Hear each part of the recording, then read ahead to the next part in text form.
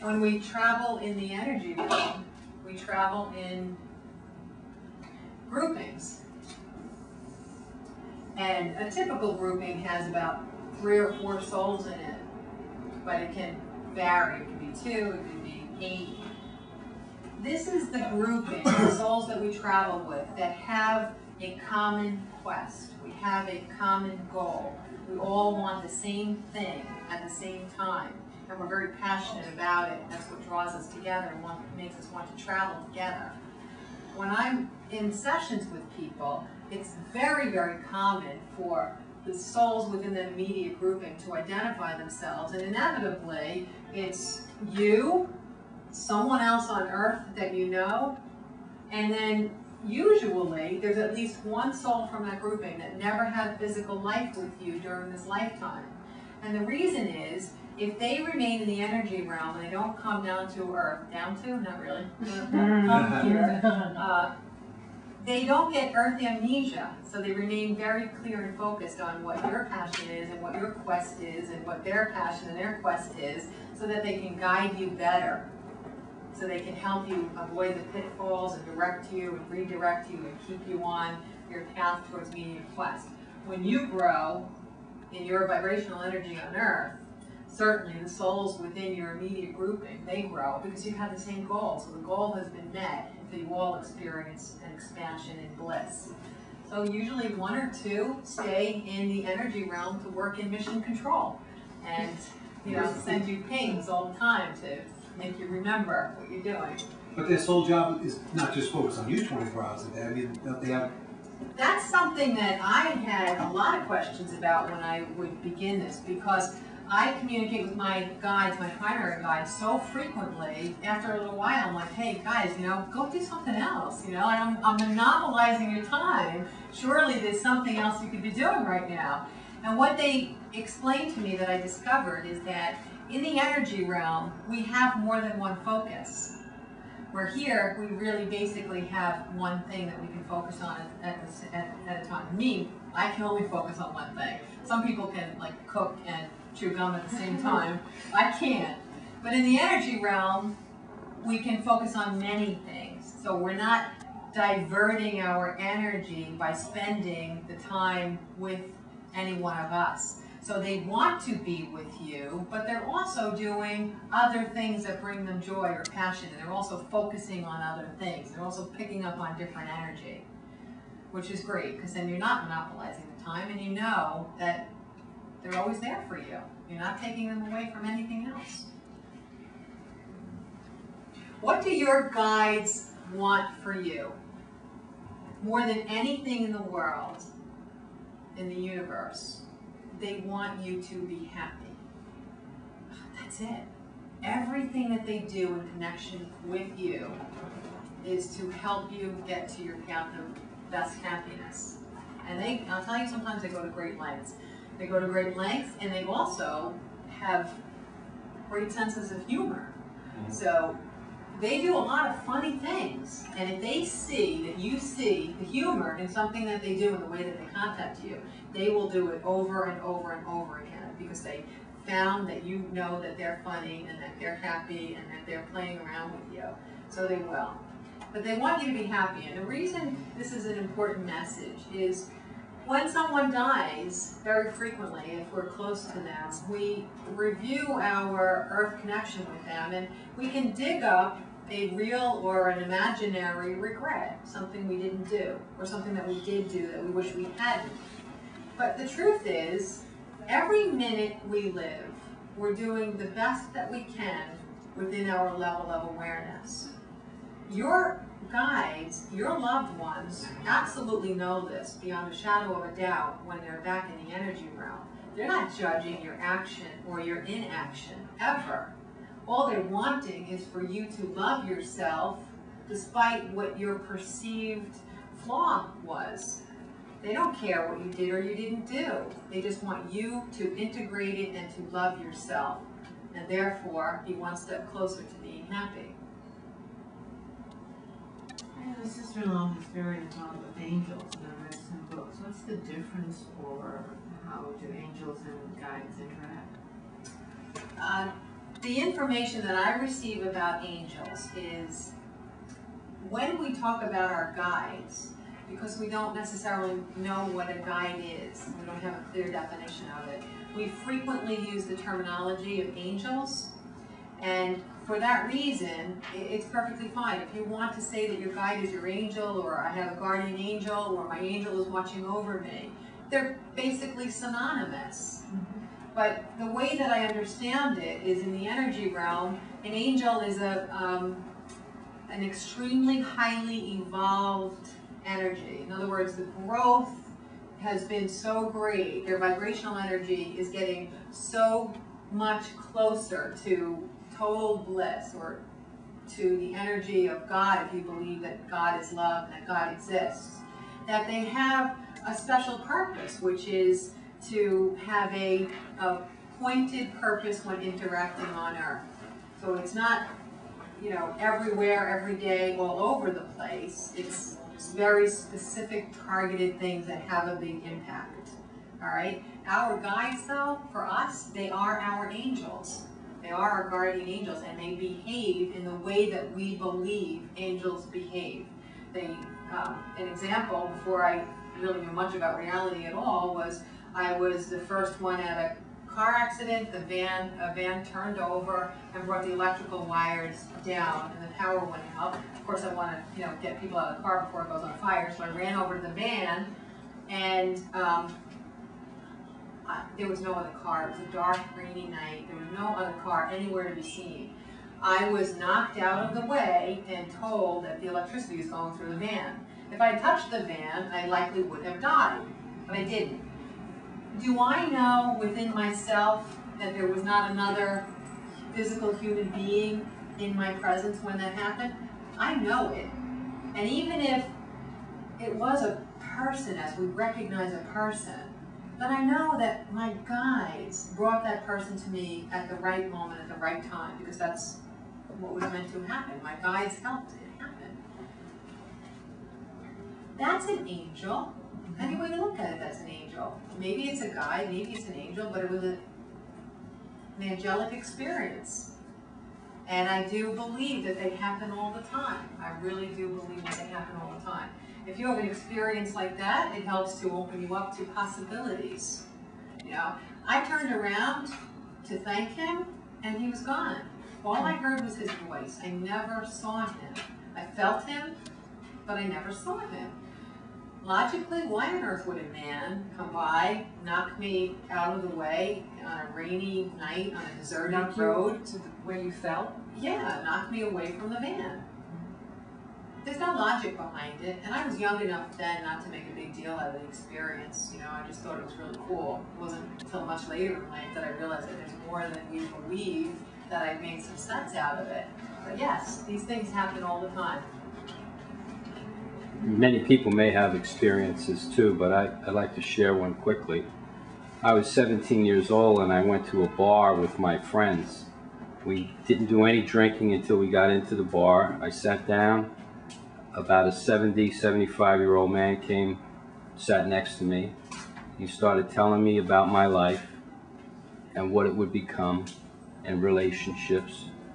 And then I turned my head and I turned back and he was gone. Literally vanished. So I freaked. I ran up and down the bar. My friends thought I only had a half a beer. I ran outside. It was at the Hofbrau on like 83rd Street. And I ran up and down the block looking for this guy. But he was nowhere to be. It wasn't a man, you know. And it was an incredible experience. And that really informed a lot of what I was in disarray at the time. Yes, that's exactly and that when what something you were, like that would happen. Yeah. And I was in disarray at that time too. And that's sometimes when those experiences come in. My understanding is that we are all connected to the energy realm in a knowing way, and our connection begins to lessen. Our knowledge of our connection begins to lessen. By the age of 4, we really don't have any more existing knowledge of our connection to where we came from. And the reason that we lose our connection between the ages of birth and 4 is because of what we're told from people around us. It's not because we've disconnected. A child who is born in an environment where they are encouraged to experience what they experience, they're not given information about things that they haven't experienced, because then you're creating a belief system that they might, begin to have a false reality with. But if you acknowledge all of the things that they're talking about, you'll see that children will stay connected. What is an imaginary friend? An imaginary friend is a child who is communicating with one of their guides. You can't tell this child that it's not real. It is real. I have a lot of imaginary friends, Luckily no one's telling me that they're not real and that they don't exist, otherwise the conversations would get really boring. But that's what happens. And interestingly, as collective awareness is increasing, I'm seeing that more and more children are demonstrating strong intuition or psychic ability. And that's because they're living in environments where the parents or their caregivers are open-minded enough to allow them to have the experiences that they're experiencing. Asking questions, the same as you would ask about, what did you do at school today? Really, there was a man sitting on the bench, what did he look like? Just ask the questions and let the child own the experience, and then that can continue. That's another way that I see on Earth between the John Edwards of the world and people allowing their children to stay connected to their intuition and seeking out spiritual connections to their own intuition, how we are collectively growing in our ability to know what matters most. So on Earth, in the last 5 years, the growth that we've made as a society in whole towards reconnecting with universal truth and what matters most is astounding, absolutely astounding. I think that we have a greater level of awareness right now than at any time in history, and we're heading towards a good place. What that does for me is, because I know that this is true, it allows me to accept those things that I may not have tolerated previously, knowing that they will become less and less, and if we focus on the things that are getting better and better, they will become more and more. That made sense to everybody. It made sense to me. But we are heading in a good direction. We are. Here's another example of how the universe works. The Answers was released in December of 2006. The Secret was released in the same exact time. Most of you are familiar with what The Secret is. The Secret is a extremely popular video that you can purchase online, and a book about the law of attraction, a lot of the things that we're talking about, how you create your reality through your thoughts. What I find fascinating about it is, at the time I was receiving the Answers, a woman in Australia, the farthest geographical location in an English-speaking nation, was compiling The Secret. We were doing it simultaneously. We didn't know each other, never heard of each other, and yet when you look at The Secret and you look at the Answers, the passages and the content are so similar that some of the sentences are almost identical. How can that happen? It happens because the level of awareness of humanity is expanding, that so many people right now are opening to what is real universal truth and what is our actual reality, other than where we were 20, 30, 40, 100, 1,000 years ago. Do we have any other questions? Can you talk about individuality? As you increase your vibrational energy, you become more. And are you able to recognize the other souls who you've known in past lives? Does the soul song change? No, your soul song is always the same. It always vibrates the same. I mean, the energy of it, the power of the energy changes, but the energy itself is always the same. A way that, if anybody ever saw, there was a movie out about penguins, the March of the Penguins. Mm-hmm. One of the ways, an analogy for this is the way that the returning penguin parent recognized the call of their baby. And we heard this squawking, and every single chick sounded identical to each other, right? But the penguin parents were able to discern the slightest difference between each one of these chicks. Now, if that's not listening to the soul song, I don't know what is. But to me, that really captured this idea of what a soul song is. When I am communicating with my guides and I see them, they project an image to me. They choose their image. They choose the projection based on how they feel about themselves at the moment or what they want to communicate with me. But there is no gender in the energy realm. So if they're projecting themselves as male or female, it's because they know that that message is going to come through to me the most easily in that projection. If I knew the soul on earth as male, they'll probably always project themselves as male to me because I'm in a comfort zone with that projection. But we know in the energy realm that we create our reality through our thoughts. So they express themselves through their thoughts. They create their physicality and their image, everything about themselves based on what they're thinking and feeling and believing and communicating at the moment. And sometimes my guides will change their images. And not infrequently, when I'm doing a session with someone, one of their guides will change their clothing while I'm in the middle of a session. And I don't understand the change of clothing, but the person I'm sitting with certainly does, because that's what they do. They know that everything is a metaphor. And if they want to project themselves one way, they'll understand one message, and they can project themselves a different way to give you a different message. So we are individuals, but our projection on Earth and in the energy realm is our choice. Any one of us can go and change our physical appearance radically if we chose to. We are projecting an image right now that we may or may not be comfortable with, but we're projecting an image that we created within the physical scope of the parameters of our bodies.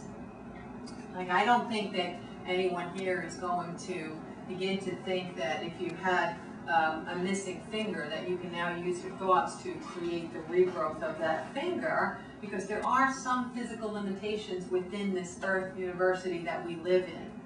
And the best ways that my guides explained this to me is, if you are creating a reality that brings a fender bender into your life, you can then change your thoughts and think of it as a welcome opportunity, and you can grow in your ability to love, create, or learn from that little fender bender. But you're not going to, at this point in our development, you're not going to bend the metal back to its original position. Just to continue with what he was saying, wouldn't it be fair to say that if you are a high vibrational energy, that you are attracted to those that you have known in past lives, and that you draw them into your life and they draw you into their lives?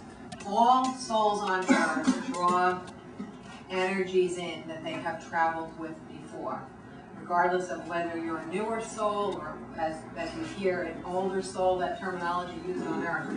We all travel in these groupings when we're in the energy realm, and when the souls that we travel with have physical manifestations at the same time with us, we have a strong probability of magnetizing them into us again. This particular illustration goes on, and you're a part of another group that has a secondary goal or a secondary quest or a secondary focus. And then you three can be a part of another one that has a few more. And it never ends, the different groupings of how we travel with souls. But the ones that are within your primary grouping will have an energy where you magnetize each other more aptly because your focus and your quest are strongly integrated. And then the other ones, the ancillary ones, you may or you may not be able to bring them into your life, but it's likely that you will. When you meet someone and you have an instantaneous feeling about them, positive or negative, it's likely that you have journeyed with them before. what's fascinating to me is sometimes when I'm doing a session, a very remotely known person that the person I'm sitting with knew, who died, will come in. And the first reaction is, well, you know, my father died, why would my great Aunt Helen come in? The reason is, the explanation is, that the connection between your great Aunt Helen and you is one of a more immediate nature. You've traveled together with more intensity, with more in common in your goals. So it's not uncommon for her to come in. But then, every single time this happens, the person that I'm sitting with will say, I always liked her. Or, I don't know why, but there's something about her that I always liked. Or I think about her a lot. Or, you know, I named my daughter after her. I never knew why. And all of a sudden they realize that under our wake state, under our consciousness, are all these other soul things that are going on all the time. How we name our children, why we feel a closeness to someone that never gave us a real opportunity on earth to feel that kind of a closeness. It's just there and it just exists. There's people we feel safe and comfortable with that we like to be around. There's people that we feel safe and comfortable with that we don't even like them as an earth being, but we still feel a strong connection to them. And all of these different experiences can be explained by the fact that we have traveled with them before and we will travel with them again. It goes even farther than that. When we interact with someone, if we're given an opportunity to expand in our ability to love or to create or to learn,